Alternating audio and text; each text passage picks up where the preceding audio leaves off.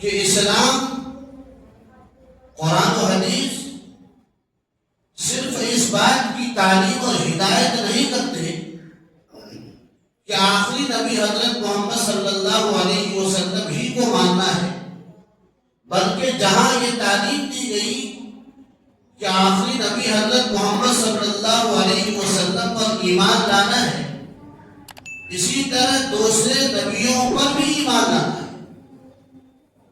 چنانچہ اگر کوئی حضور اکرم صلی اللہ علیہ وسلم کو نبی مانتا ہے اور آپ پر ایمان لے آتا ہے، لیکن حضرت عیسیٰ علیہ السلام کو، حضرت موسیٰ علیہ السلام کو یا کسی نبی کو اللہ کا پیغمبر برحق نہیں مانتا تو وہ شخص مسلمان نہیں ہے۔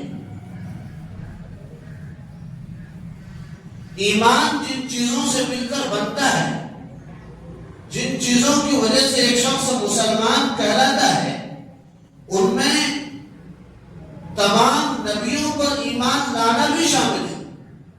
صرف ایک دو یا چند نبی پر ایمان لے کر آ جائے تو ہم مسلمان نہیں کہلائیں گے۔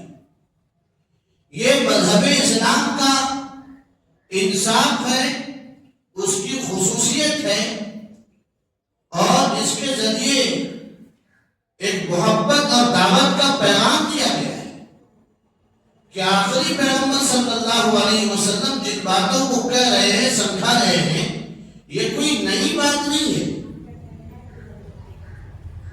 یہ توحید کا پیغام، یہ رسالت کا پیغام، یہ آخرت، مرنا ہے، مرنے کے بعد دوبارہ زندہ ہونا ہے، حساب کتاب ہے، جنت جہنم ہے، یہ ساری چیزیں تو گزشتہ انبیاء بھی بتا کر گئے۔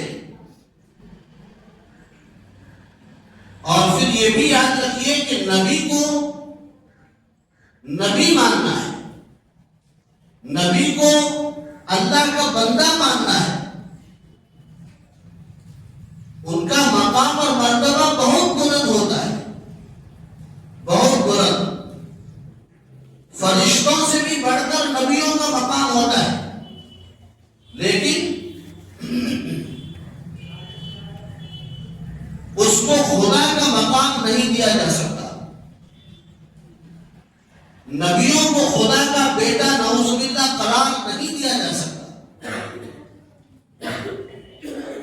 نبی کا اللہ تعالیٰ سے خصوصی تعلق ہوتا ہے، بہت اونچا مقام اور مرتبہ ہوتا ہے اللہ کے نزدیک، لیکن بہرحال تمام انبیاء کرام اللہ تعالیٰ کے بندے اور اس کے رسول ہیں۔ یہی وجہ ہے کہ جب ہم کلمہ پڑھتے ہیں تو کیا کہتے ہیں کلمہ میں؟ اشہد ان لا الہ الا اللہ، میں گواہی دیتا ہوں کہ اللہ کے سوا کوئی عبادت کے لائق نہیں ہے، واشہد ان محمدا عبدہ ورسولہ، اور میں گواہی دیتا ہوں کہ حضرت محمد صلی اللہ علیہ وسلم اللہ کے بندے اور اس کے رسول ہیں۔ یہی حال تمام نبیوں کا ہے۔